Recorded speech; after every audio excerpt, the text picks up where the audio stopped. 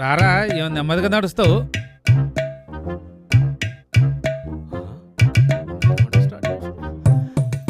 ఏంద్రా చూస్తున్నావు?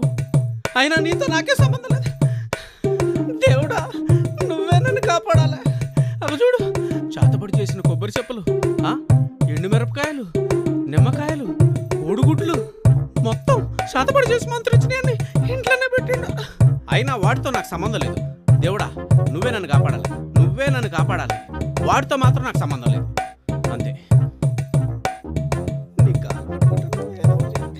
రేయ్ రారా,